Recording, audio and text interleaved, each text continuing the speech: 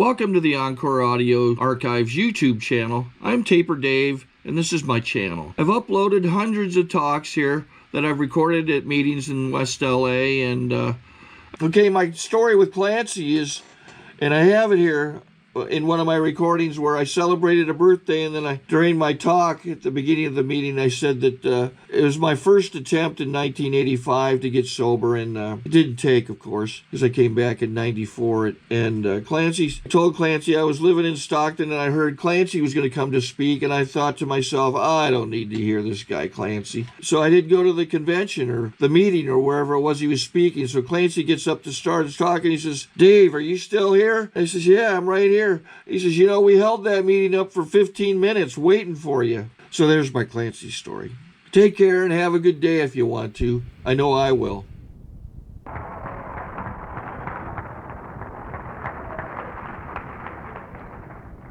My name is Clancy Imislund, and I'm an alcoholic. If you can't do it in synchronization with the others, kid, don't do it. I don't want to break your hearts, but I'm not going to talk an awfully long time.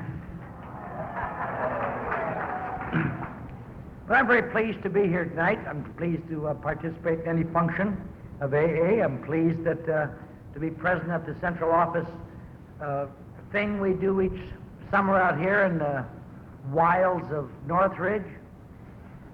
And I'm especially pleased because we are celebrating the 50th birthday of Alcoholics Anonymous. That is really something, because AA is, I'll tell you, the trouble with being a human being. Human beings take things for granted. Anything you get, you take it for granted. We take AA for granted. There may be some people who don't, but there wouldn't be much of a large number.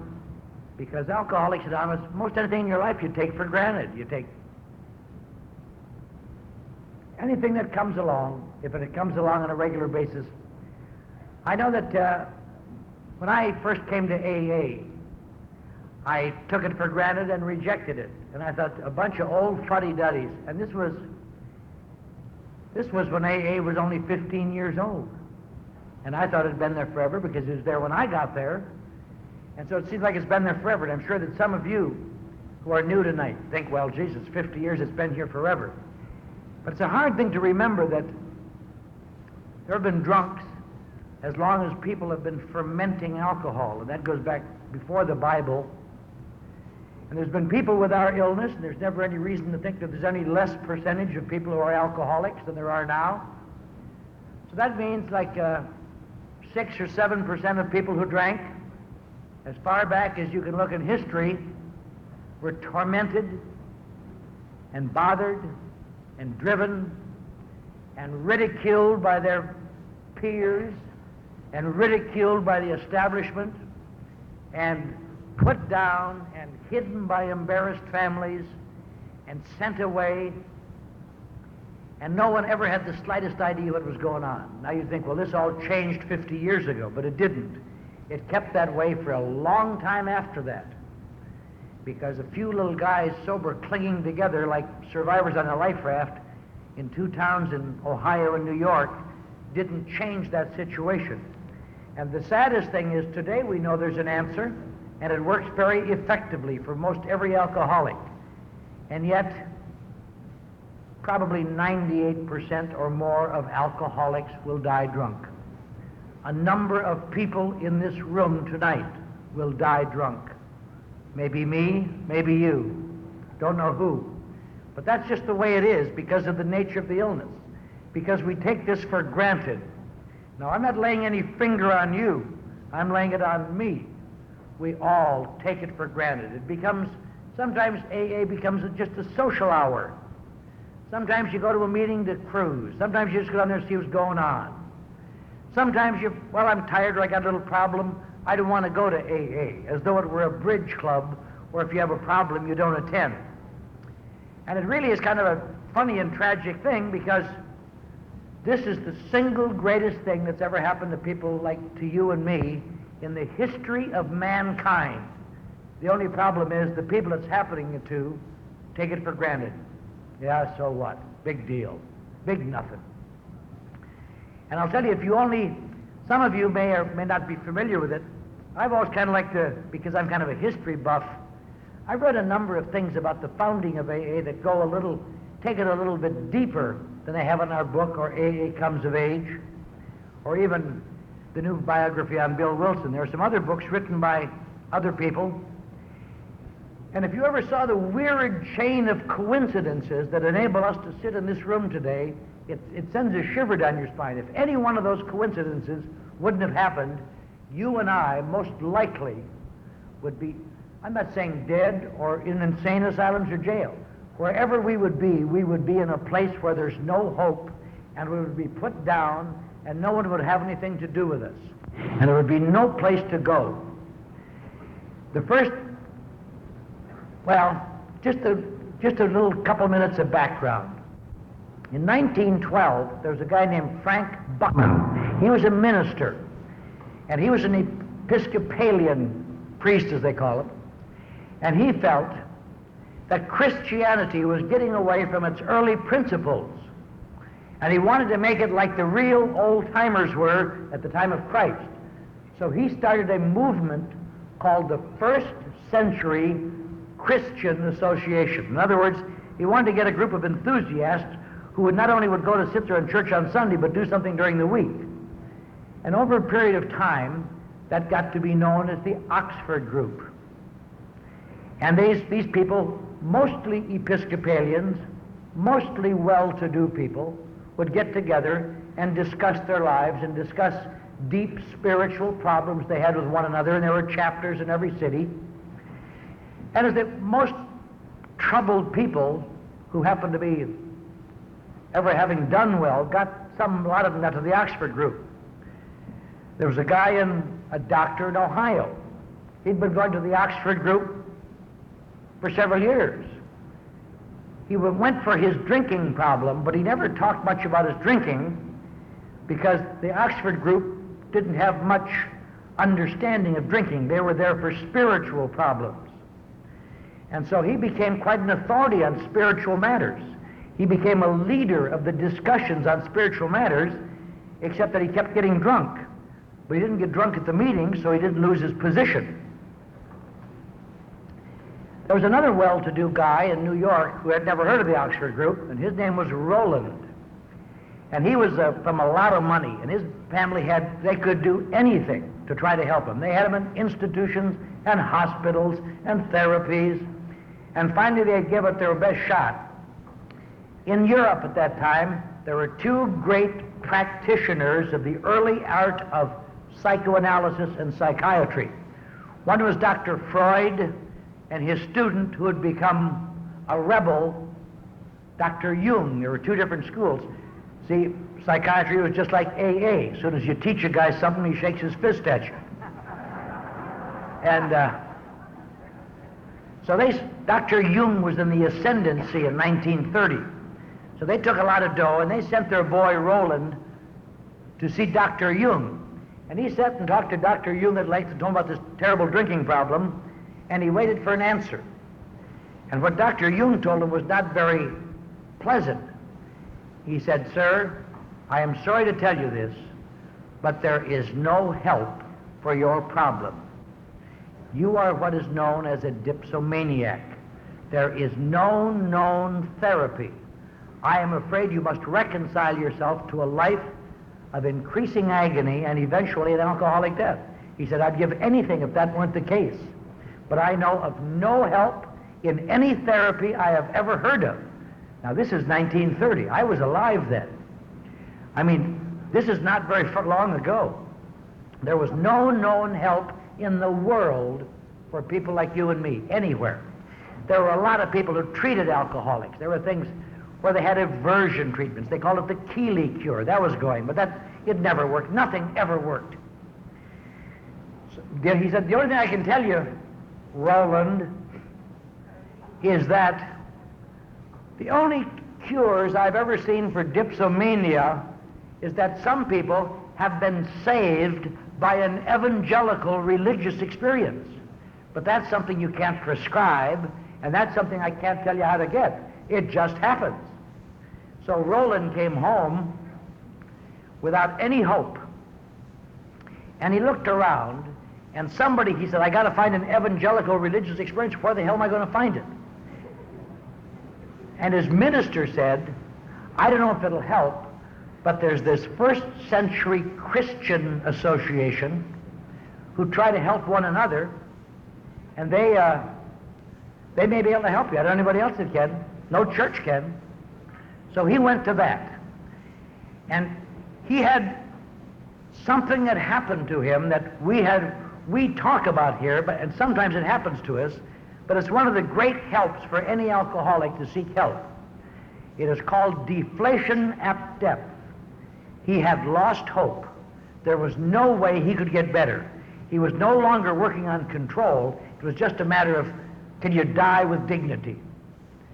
And so he got in there, and his ego wasn't in the way because he knew he couldn't get well anyway. So he did these things, and somehow he stayed sober. And he stayed very active. He went to this all the time. And like Chuck C. used to say, he was surrendered when he got here, which enabled him to stay sober. Now, he went home to visit his folks, where he grew up in a little town in Vermont 2 or 3 years later, and he was sober. And he was telling some of his friends about it. And while he was there, by a remarkable coincidence, a childhood friend of his, on one of his drunks, had just driven his car into a guy's living room. And they were going to send him away. And he thought, well, maybe this remarkable religious experience will help for him. He went, if he would have been there 2 days later, you and I would be dead. But he was there that day when the guy was arrested. And he went down to the judge, who was another friend of his, and he said, Judge, I know this guy is a real bad dipsomaniac, but I've got something going in New York City that I think will help him. I will get him out of town if you will release him to me. And the judge says, okay, but if he ever comes back here, he's gone. So he took him to New York City, and he got him into the first century Christian association, also known as the Oxford movement. And they sat around and talked. And about a year later, here's another funny coincidence. These two guys were from a little town in Vermont. The guy that had run his car drunkenly into somebody's living room said, hey, you know, there's another guy from our little hometown here in New York. Now, I understand he's a real bad one. His name is Bill Wilson. Maybe I'll go over and talk to him. And so he found Bill Wilson, a drunken ex-stockbroker who was down and out, and his wife was working in the store to support him. And he went over to him, and Bill later wrote he couldn't believe his eyes when he saw his drinking friend come in sober. Not that he was wonderful, he was sober. And he talked to Bill. And Bill didn't want to hear about this God crap. And so he left, and Bill got drunk. But they got together again. And finally they got Bill going to the First Century Christian Association, also known as the Oxford movement. And he stayed sober for a while, and then he got drunk. Because that happened a lot in the First Century Christian Association. When alcoholics came there, it was nice, but they couldn't relate. They could stay sober a while. Roland was the only one that was staying sober. He stayed sober because he was surrendered by the time he got there. But he went back, came off this terrible drunk. He was in Towns Hospital. And they had told him, you're going to have some sort of a religious evangelical experience. That's what they preach. That's all he knew. And he couldn't get it. And as most of you remember reading about, one morning he woke up and he just knew he was going to die drunk, and he couldn't help himself and everything. And he said, oh God, what could I do? And he had what is known as a religious experience, one that has not been given to very many people. That's why in our 12 steps it talks about spiritual awakenings, the sort of thing that come gradually. But he said his room was filled with a big white light, and there was almost like a wind in his ears, and he couldn't believe it. And when that went away, he felt, I am going to stay sober and help other people stay sober. And he got really into this Oxford movement now, and he talked about his drinking, but he didn't get along very well in the Oxford movement because he was interested in drunks. And instead of sitting with the good people talking about spiritual values, he would take drunks out and buy them coffee and talk about his experience. And he took people home, and he wasn't working. His wife was going to work every day in the May Company, working behind a counter, and he was sitting home with these drunks trying to convey a message. And none of the drunks ever stayed sober. They would steal. Sometimes they stole stuff out of his house and sold it for wine. On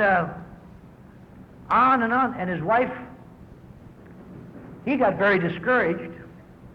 And after a number of months, he told his wife, he said, you know, what I thought was a spiritual experience probably wasn't. It probably was a psychotic experience. Whatever I'm doing isn't working. I guess I've been kidding myself. And this was after you're sober almost a year. And his wife said, no, Bill, you're missing the point. It is working because this is the first time in your life you have ever stayed sober a year. Maybe the whole point of it is to help somebody else. So he kept going. So then some guys got in touch with him. They knew he was sober. They were going to give him one chance. There was a little machine tool company out in Akron, Ohio, and some guys in New York had 40% of the stuff. Anyway, because we can take over this place and make a big deal. Don't blow it, for Christ's sake. Get those proxies. And this is the first time he'd had a decent job since he was sober. And he went out to Akron, Ohio, and unfortunately, the guys in Akron heard that this bunch in New York were sending one of their high binders, and they bought up all the proxies. So after he was there about 3 or 4 days, they said they had the vote, and he was out. And he barely had money in his pocket to go home to report another failure, another loss. If he wouldn't have his room paid up, he wouldn't have no place to stay that night. And he walked into the lobby of the Mayflower Hotel. I think about this because I've been in that lobby and I've retraced the steps for kind of a psychic phenomenon. And over there, about 40 feet from the door, is a very inviting door. It's closed now. It's been closed down, turned into a senior citizens home, but at that time, a very inviting door, and over it says, cocktails, air conditioned.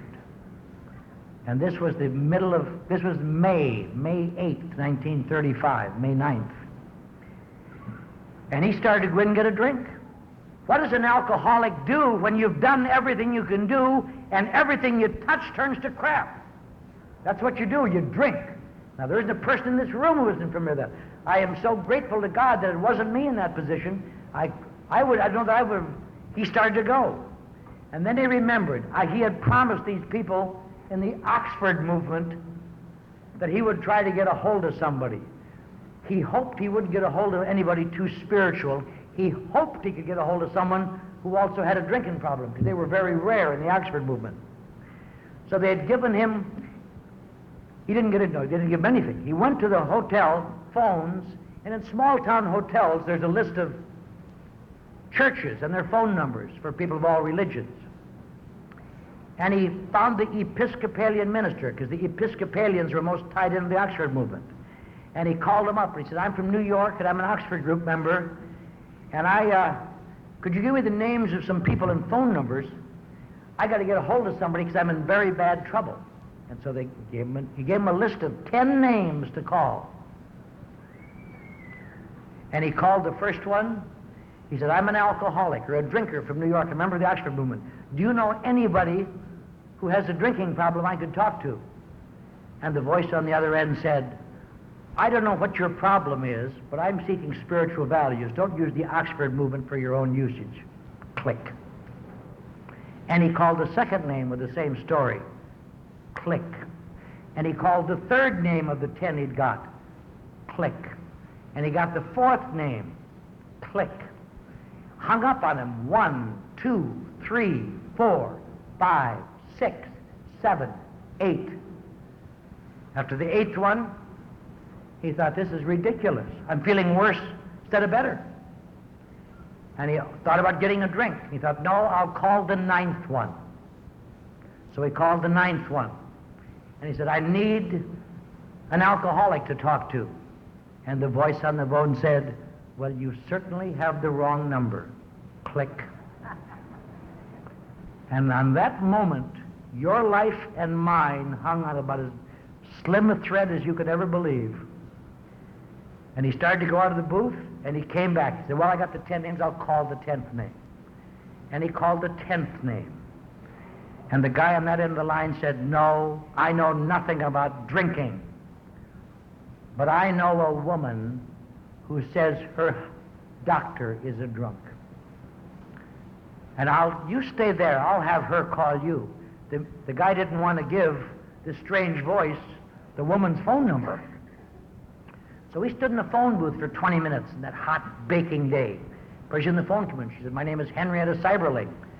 I'm of the Cyberling Tire Company family. She says, I have no drinking problem, but I have a doctor that does. Would you like to come out and talk to me? Maybe you can help me. So he got on the bus and rode out to the Cyberling Mansion. Maybe some of you have been there. Enormous mansion, lovely, big grounds. I stood and walked around that and thought about that thing. And she met him in the guest house, which was bigger than most houses. And she talked to him. She said, I've called my doctor, but unfortunately, he is drunk. He cannot talk. This was the afternoon before Mother's Day. He had come home with a potted plant for his wife, but he was more potted than the plant.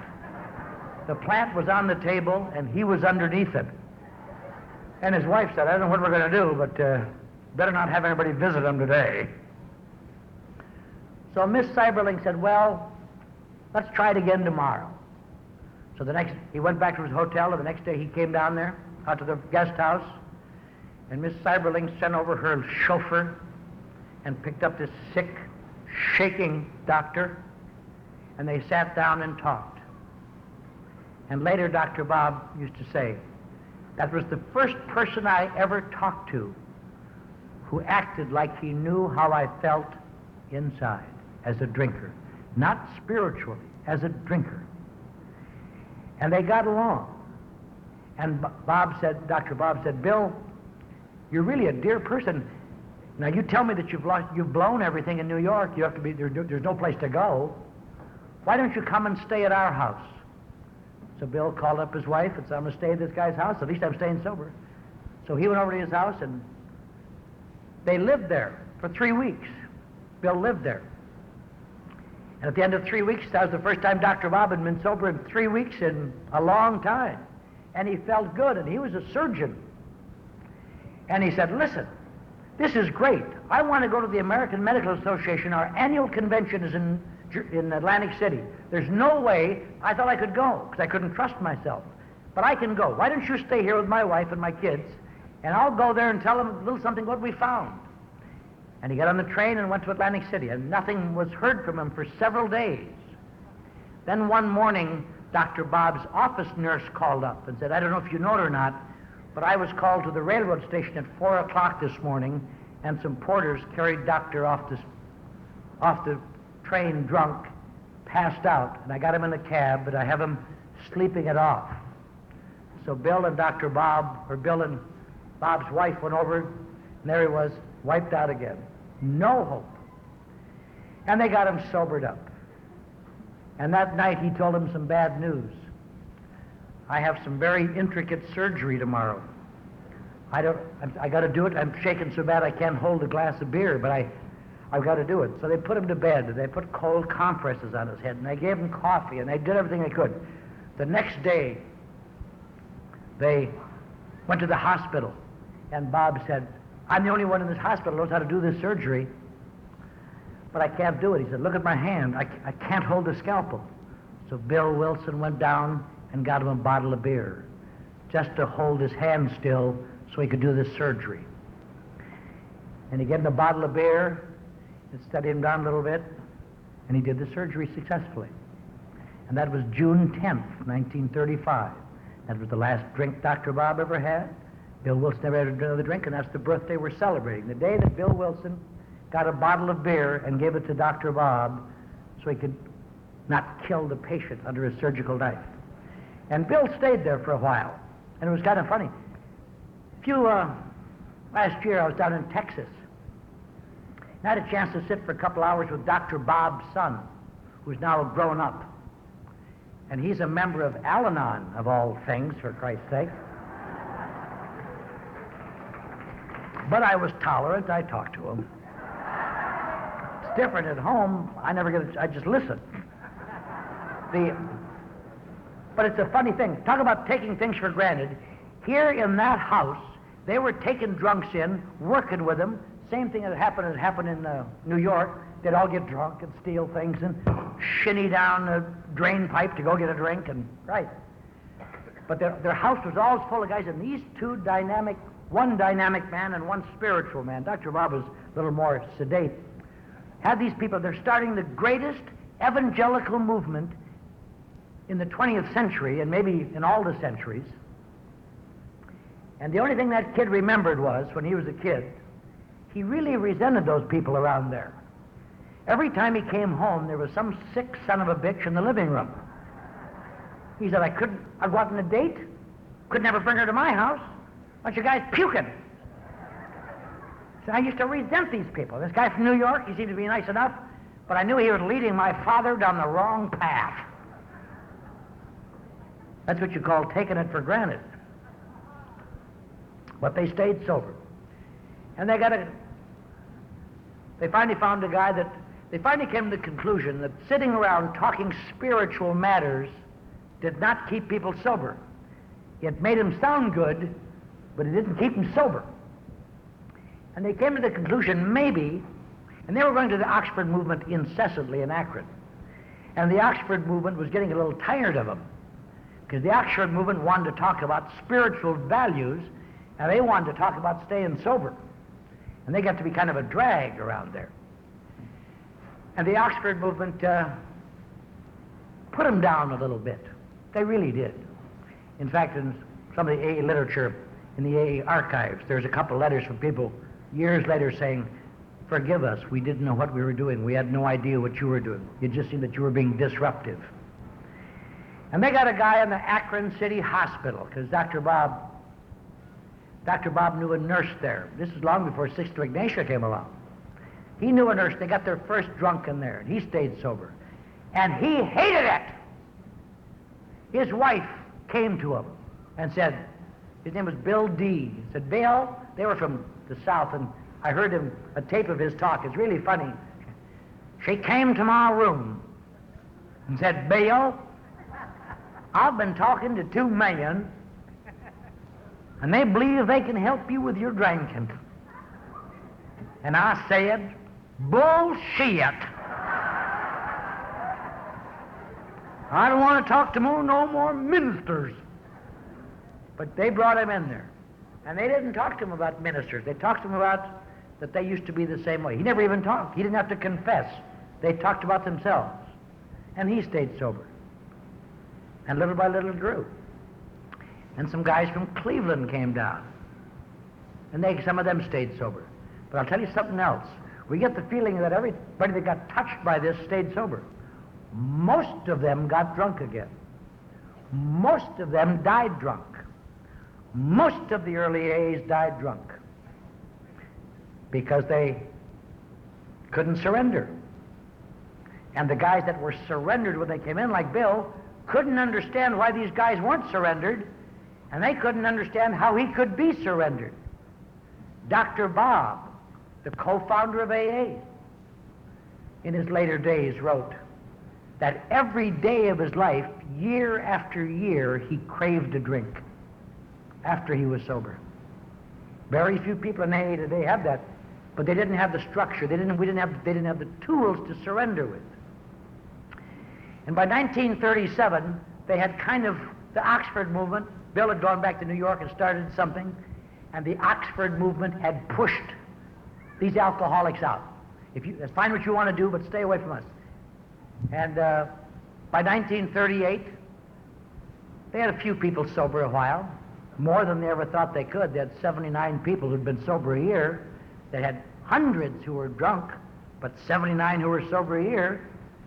And they thought maybe the best way to get this out is to write a book about it. So Bill decided to write a book and make some dough for the organization. And he wrote this book, and it took him a long time, and he went back into a lot of things, and he went to the Oxford movement literature. And I'll tell you, you can empathize for him. There weren't very many people sober in New York at that time, maybe 30 or 40. And every time he'd write a part of the book, he'd take it down and read it to them for their criticisms. If you have ever subjected anything to your group for criticisms, that can make you, he used to get so crazy, he'd just hardly stand it. He'd just, well, screw them, you know. But he finally, now, I mentioned this at our meeting a week or so ago, but I want to mention it one more time because it's always interesting to think about. I have always been rather cynical. I'm a writer, and I've been a writer all my life, and I have made a good living writing, and I'm experienced with the written word, I'll tell you.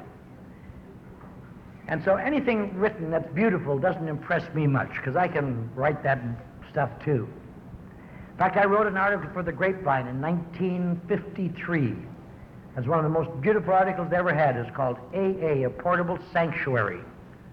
And it talked about how in medieval times people could grasp the door of the cathedral and cry sanctuary, and no one could attack them. And today in AA, we have a sanctuary we can take with us, and through spiritual value live in it. And it's really beautiful and true. And I didn't read it for years because I was drunk by the time it came out, and someone told me about it years later. They said, "Are you the same Clancy that wrote that beautiful thing about this?" Yes, I am. That's a good... In fact, in 1964 or 65, the editor of the Grapevine asked me to write another article commenting on why that article was insincere. So they ran them both together in, July of 1965, A Portable Sanctuary, and then A Portable Sanctuary Revisited. But I'm not much of one to be impressed by written exhortations. And if you are, there's thousands of books. You go to any bookstore or airport, Christ, there's a section on do it for yourself. I'm okay, you're okay. And on and on and on. Books of inspiration and goodness. And the AA book always struck me that way. I read it first in 1930, 40 at 49. And it's just some more of the same old crap. I've come over the years, as many people have, once you're sober a while, I have come to believe that this is one of the few inspired pieces of literature that I cannot explain. Because I'll tell you, the man who wrote this book did not know enough to write this book. It had to be some kind of inspiration beyond him. Now, you can write any kinds of lot of inspirational books, but the most impossible thing to do is to write a book that is true and will come true. All of the books that you read out there, they're all very nice, but they have no application. It's like reading inspirational literature is very similar, as I've often said, to peeing your pants on a street corner. It serves no lasting purpose. It makes you feel warm while you're doing it, you know. But a few minutes later, another cold wind comes along, and there you are. This book has recovered more alcoholics than anything else in the history of mankind. And the man did not know enough to write it. He had no background in psychology, abnormal psychology, medicine. Everything he wrote was subject to criticism, and they were trying to be democratic, so every idiot just off Skid Row had as much say in it as anybody. And it's just hideous, for Christ's sake. And writing under pressure. He was talking about thinking of how he could put it in words, and he had some Oxford group stuff and other stuff, and racks. And remember one day he was lying there, and the concept of these steps came to him, putting together a bunch of other things, and he had no idea there were 12. There's no magic number for 12. That's just what came out. And he wrote them down, and he was severely criticized for them by his companions, and on and on. But here was a guy 3 years sober. Now, it's the example I like to talk about. When you're new, being sober 3 years seems like you should have a lot on the ball and you're very wise. By the time you're 3 years sober, you realize you don't know enough to pour pee out of a boot as a whole. By the time you're 5 years sober, you just kind of smirk at people 3 years sober. Say, well, you'll keep coming back. By the time you're 10 years sober, you hate to send people 3 years sober for coffee because they can't remember how much cream and sugar you take. Was that 2 creams and 1 sugar or 1 cream? By the time you're 20 years sober, You don't want people 3 years sober left unattended on your property. You know, they're nice, but they're just goofs. And here was a guy 3 years sober that wrote this book. And one of the most impressive things about it, you hear about the 12 promises. All kinds of books are full of those kind of promises. This book is full of promises that most of them had not yet happened to the author. And yet those promises have come true to thousands and thousands of people, including him eventually. They come true, and then as human beings we screw them up. Then they come true again, and we screw them up. But they come true. And little things like, we will intuitively know how to handle things that used to destroy us. Certainly. Everybody does that every day. It's been sober very long. Another example I used in our group, but it's certainly true. People say, but God damn it, it says financial insecurity will leave you. No, it never says that. It says fear of financial insecurity will leave you. You can be on your ass, but you have to be afraid of it. But these promises come true, and it goes on and on, all the way through that book. It's the best way, I'll tell you. I read this book many times, and I know about the book. But it was like a new experience about 6 or 7 years ago when we started a book study group. And I read the book for half an hour every night, and we discussed it for an hour. And that was the first reading I read for a couple months, I think. And I couldn't believe it. I've been reading that book for 20 years, over 20 years, and I was reading things in there I had never seen before. Because when you read to yourself, you skim. Your eyes just skim if you're a reader. When you read it out loud, you have to make sense out of it. And I couldn't believe it. I couldn't believe how smart that book was. And yet the first time I read it, wasn't that smart at all. But this book gets truer and truer as the years go by in sobriety, whereas most spiritual books get to be just something to throw away in 6 months. This is really phenomenal. So they got the book finally. He sent it out to Dr. Bob. Dr. Bob sent it back to Bill. A couple little corrections. Now they got to get the thing published. So they found a publishing house that was willing to publish the book. They have no name for it either. Bill and a couple others liked the name Alcoholics Anonymous because you didn't use their name. But a lot of people, most of the people in AA didn't want to be, but it was close to, didn't want their names connected with some goddamn thing that said Alcoholics Anonymous. And they voted for the title, The Way Out, which sounds good and it doesn't make you look bad. And they had a terrible hassle. People got drunk over that and died. It's funny, but all you have to do is look around and see a resentment starting about alcoholics in a group or two groups shaking their fists at each other, and just it becomes obsession and loses all intellectual sense. It's just obsession. So finally they asked somebody who had a friend in Washington, look at the Library of Congress. And they found out that there were 12 books registered named The Way Out, and none registered Alcoholics Anonymous. So they called the book Alcoholics Anonymous. Very human people. These were not wonderful Christ-like figures. They were fighting for existence, and nobody knew which way they were going. Bill's AA's office was a guy, one of Bill's great early disciples was a man named Henry P., and he let him use his secretary, a woman named Ruth. And they lived in this little office and answered the mail while Bill's wife worked every day at the May Company.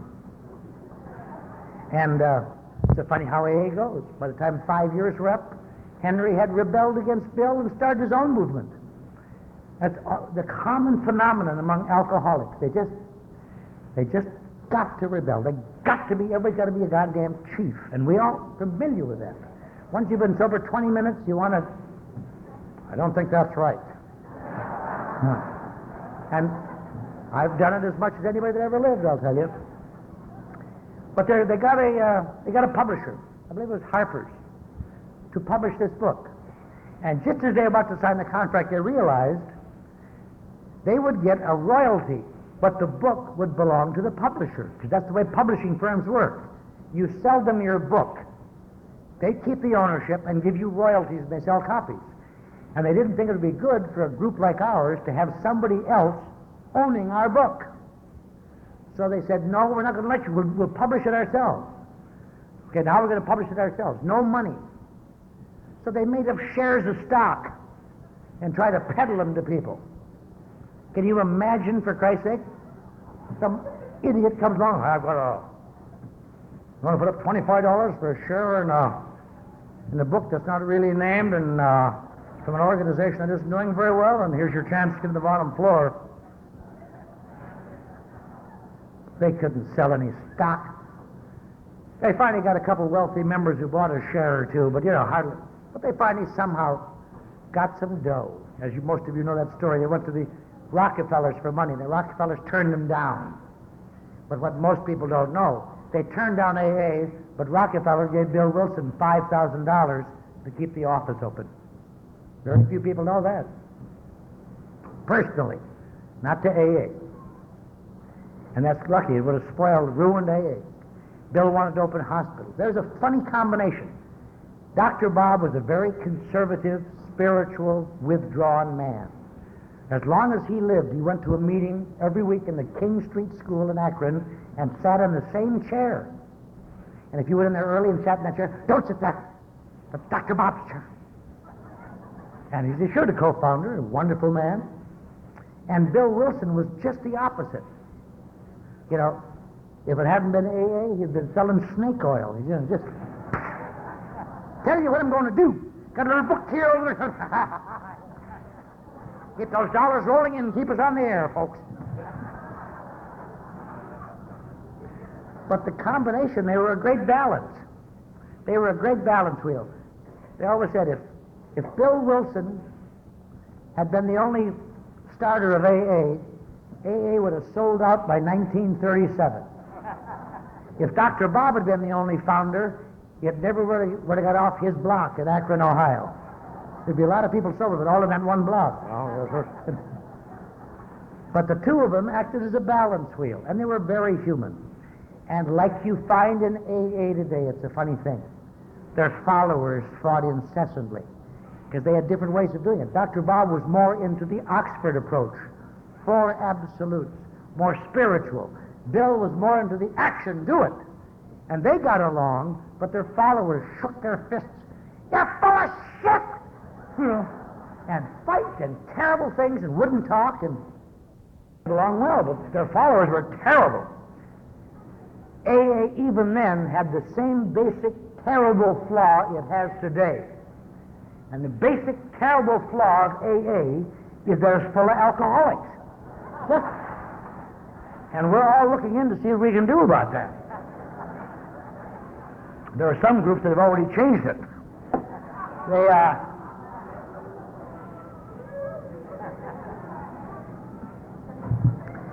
But they got this book going.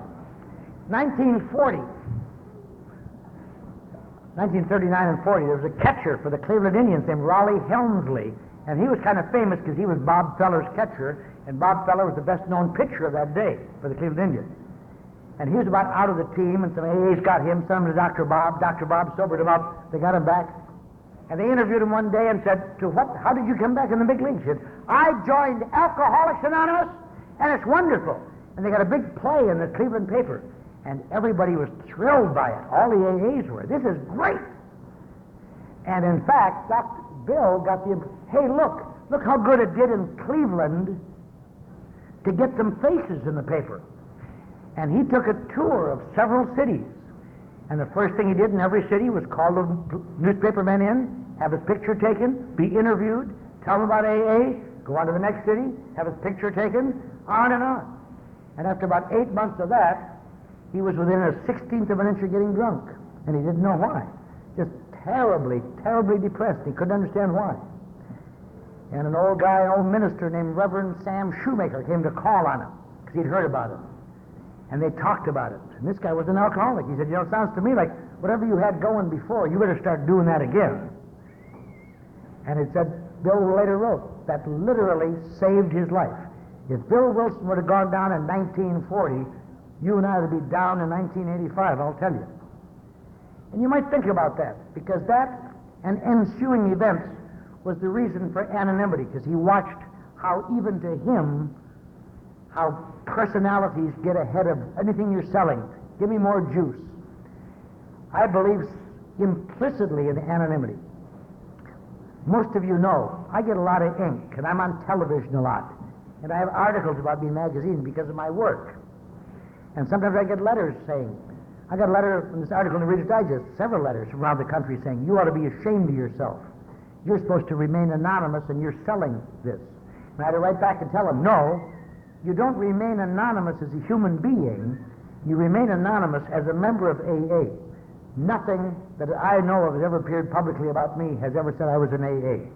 And I'd love to say it. I'd love it. Because how else do you explain anything so wonderful? But you don't do it, because when you start peddling AA, you become bigger than AA and you're doing them a favor. A few years ago there was a book called I'll Cry, because she'd become such a celebrity there was no sense going to those little amateurs for help anymore. And she wound up terrible.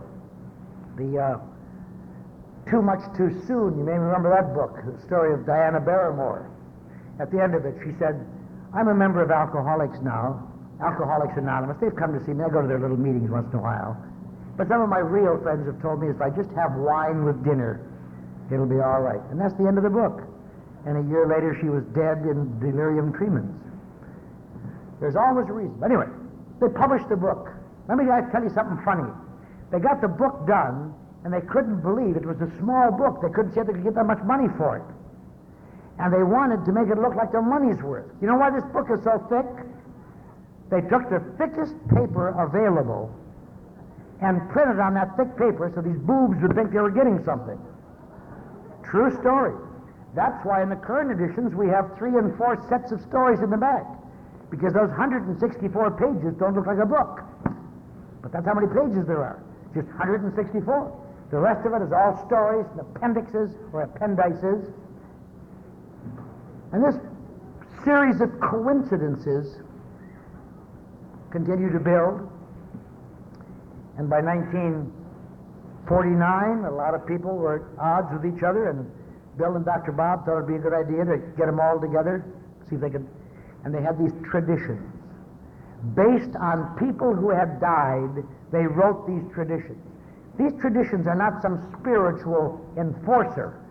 They took examples of the guy in Florida who was selling AA memberships, of the guys who were breaking the anonymity concepts, the people who were putting principles down in order to get the juice. All of the principles embodied in the 12 traditions are based upon somebody doing it wrong and dying. So they got these 12 traditions over a period of years, and they wrote them in the late 1940s. So they're going to have the first international convention of AA for this organization. 15 years it's been going, and we're going good. The article in the Reader's Digest in 1941, you've all heard of that, I'm sure. Some of you may not be aware how that happened to be written. They took a reporter who had just exposed the Jersey racket, and they planted him in AA to expose AA, because they thought this was another racket. And he became convinced it wasn't, and wrote, his name was Jack Alexander, wrote a book completely opposite to what he came for, a story that he came in there to write.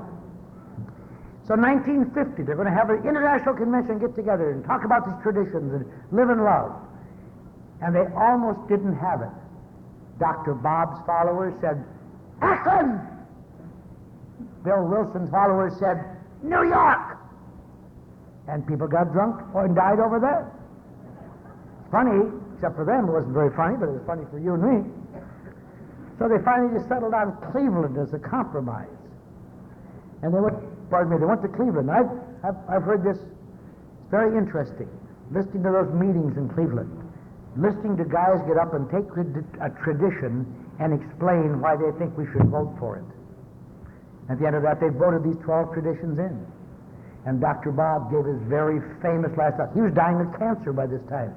He had to be carried onto the stage. And he stood up here, and he was feeble, and he said, you know, boys and girls, I'm so glad to see you all here from all over the world, and hope you'll go back and tell the boys and girls back home about this.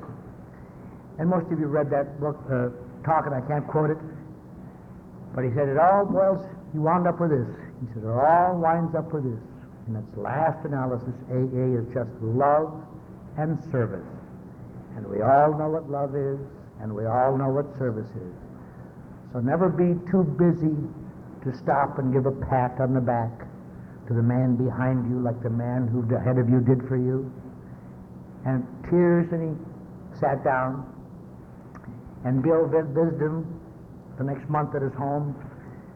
And as Bill was leaving, Dr. Bob said, the last great famous thing he said, Bill, last words you ever said to Bill, don't let him louse it up. Don't let him louse it up. Keep it simple. Don't let him louse it up. And that has been the continuing story of AA. Bill Wilson in his later years didn't have a balance wheel anymore, and he got into a difficult situation. Series of them. When Bill was 10 years sober, he went through a syndrome some of you may have gone through if you've been sober a while. You will notice that sometimes after your first birthday, after your 5th birthday, after your 10th birthday, the decimal birthdays, there's a downer. And it always takes you by surprise. But it makes you think, Jesus, is this all there is? Or there should be more than this? Or I thought I was 10 years sober, better than this. He didn't have anybody else 10 years sober. So he thought maybe AA only worked 10 years. And one of his friends sent him to a psychiatrist. And we went into psychoanalysis for the next 10 years. And he stayed in that depression for the next 10 years. Thank God AA was functioning around him, because he was doing the things, but he was just always depressed. He came out here in 1949 and talked privately to people saying, I just can't shake this depression. At 20 years, he felt terrible, and some of his friends said, Bill, whatever it is you're doing, it isn't working. Maybe you ought to go back to keep it simple again and do the things you did in 1930. He said, okay. And he did it, and his depression lifted, and that was the end of that. But he was a moody man, and he had one great problem that none of us will ever have to face. There was nobody ahead of him who had ever done it before, and he always, this enthusiasm bubbling, he wanted to find out there must be more to do. So he became a sitting duck for quacks who tried to sell him things that would help the alcoholics. In the mid-1950s, some doctors from Saskatchewan got him to try LSD because they thought that'd be a cure for alcoholism. Now that sounds funny, but in 1958, they had a treatment at UCLA for alcoholics of LSD. Nobody's ever heard of it. They came to the AA club, asked for volunteers. I volunteered, I didn't want the treatment, but I wanted to get out of that abandoned car I was living in. And they wouldn't take me. I didn't look good enough for their goddamn test. But most of the people who took that treatment are dead now and were crazy. And on. But he was out there in the front. I never begrudged that guy anything. I never begrudged that guy any error. He made a lot of mistakes. In fact, in the early 1950s, he wrote a very touching letter that very few people know about. A number of people had become disillusioned by big deal Bill Wilson. And they pointed out in AA his imperfections and his failures and his faults. And he wrote this letter to one of these guys. It almost brings tears to your eyes. He said, I know how you feel. He said, but remember, I never said I was without error. As hard as it is for you to remember, and sometimes for me to remember, I'm just another drunk trying to get well, and I never will become wonderful. That's what makes AA different from the Oxford movement. There they became well. Here we continue to work to become well. And he said, you will always be disillusioned because no human being can rise to the limits that we impose on other people. What's amazing is not that they have faults, but that people with that many faults do as well as they do. That's the touching part of AA then and now. There isn't a person that ever came to AA who hasn't been disillusioned by their sponsor eventually, or by the people ahead of them. You're not perfect, therefore you're a phony. That happened to me, happened to a lot of people. And then you have to mature a while to realize, isn't it amazing that people with all their problems, that they're doing as well as they are, that my sponsor did as well as he did with what faults he had, and I cherished him even more. But it's kind of a series of weird conditions that nowhere in the history of mankind have this many alcoholics been sober in one room except in AA. You stop and think about it. I'm not talking about AA in Los Angeles. I'm talking about this room. If the people in this room were all the only AAs that ever stayed sober, this would still be one of the greatest medical miracles of the 20th century. And it boils down to one thing. Every piece of early literature and later literature and knowledgeable literature about why this works gets down to this. It is one alcoholic talking to another alcoholic. You know, there was a movement that kept a lot of people sober. In 1840, it was started by a group of drinkers in Baltimore. And they had premises not too dissimilar from AA. And they called it the Washingtonian movement.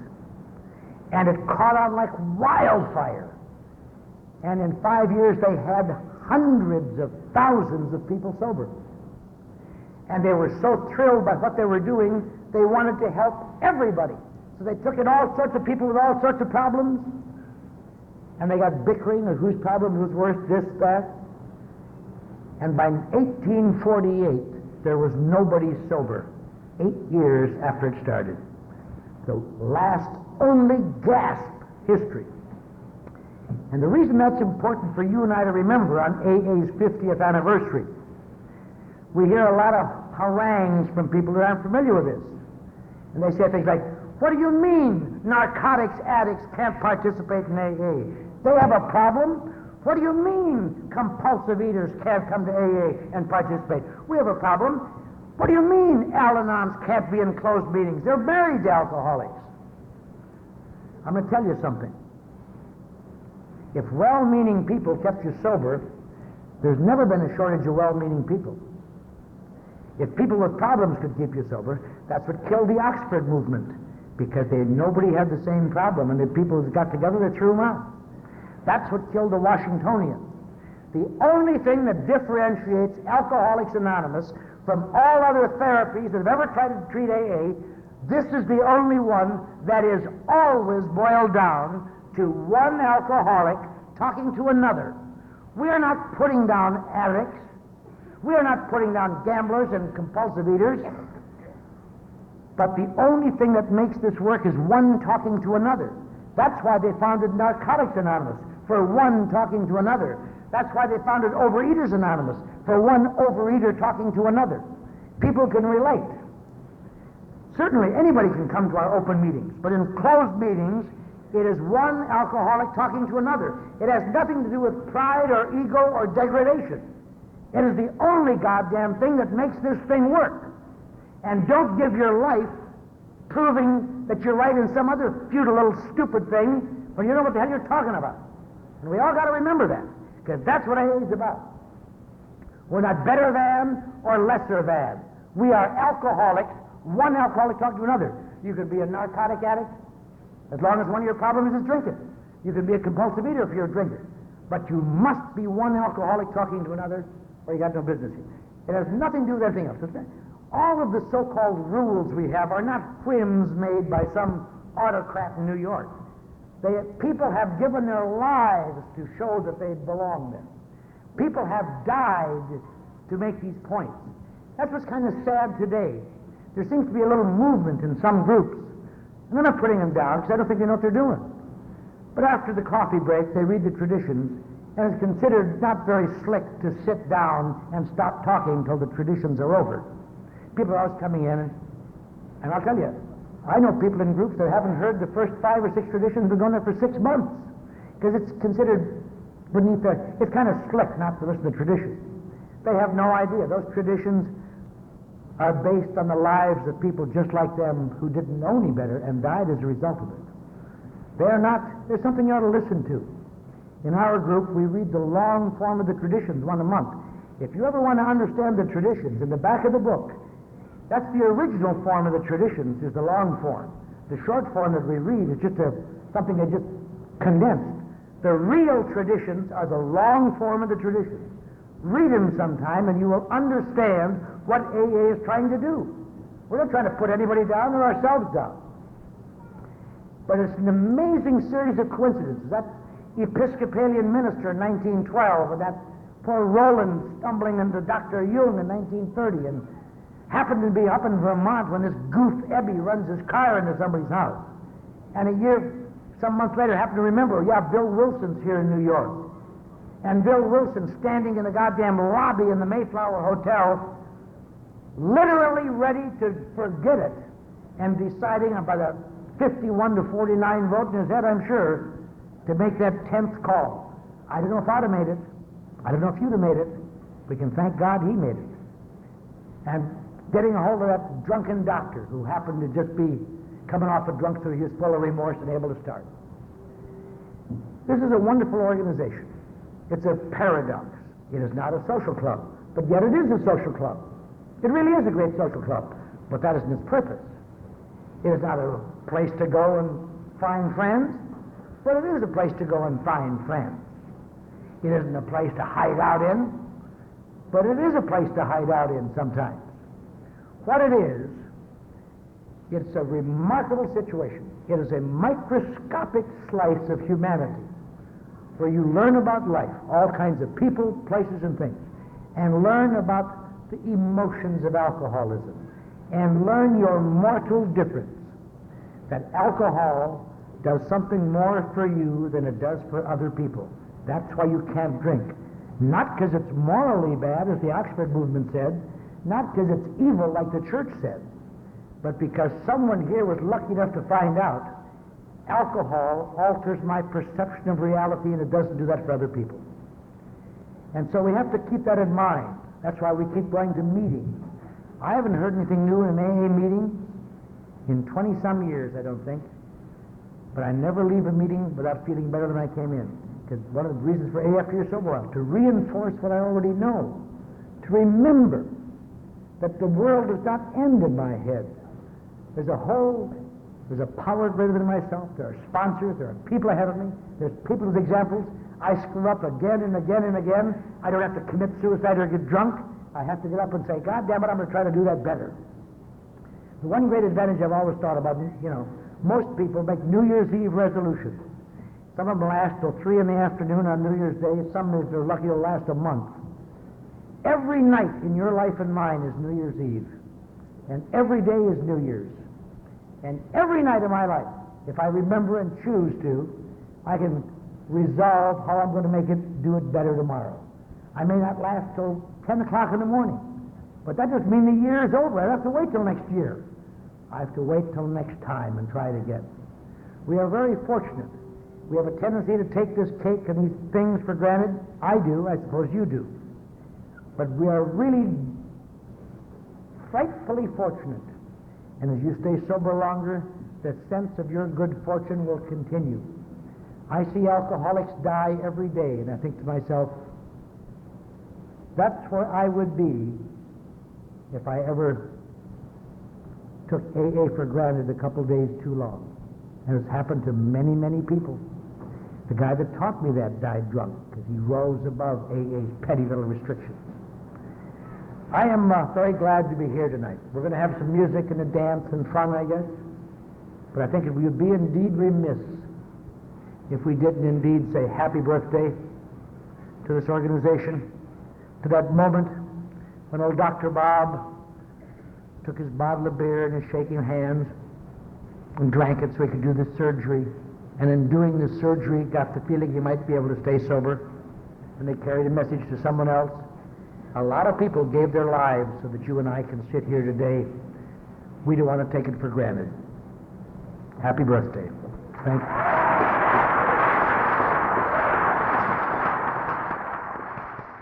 I think we got a great talk going on here. Thanks for watching the channel. Taper Dave here. Just curious, do you think this is better than Zoom? Okay, this is how I prepare my drone for launching. I like to do it inside the cab of my truck so I'm not standing outside in the weather. To install the joysticks for control, up and down, right and left, powered on. I have an Android phone that I use to connect it to the drone with. And it's actually controlled through the iPhone, through an app. Oops, wrong way. It's actually controlled through the iPhone, or through this Android phone, through the app. It's actually controlled through the Android phone, through an app, and you connect it through this short connection right here.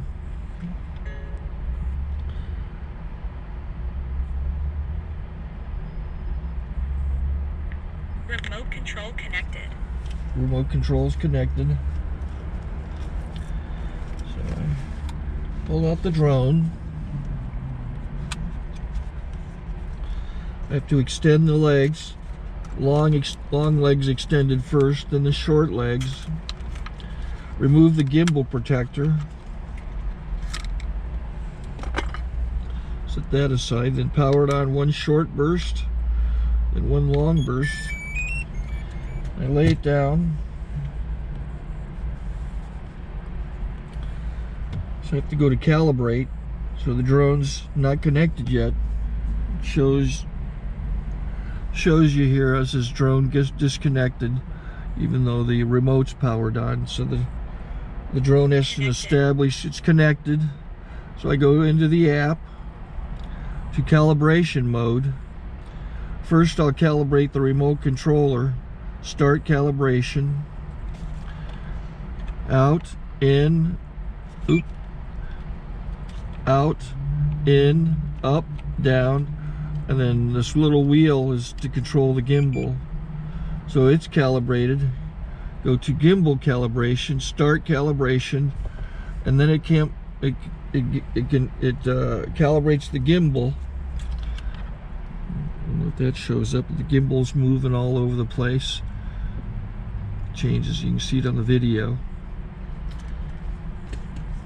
And I'm calibrated to take off. It's acquired 7 satellites at the moment. There are 26 satellites up in the sky, which it has to acquire before you can take off. So it's connected. It's got enough satellites. This is white. I can go to press this little arrow button, swipe right to take off, and it would start the motors if I slid this to the right. But I'll wait till I get outside.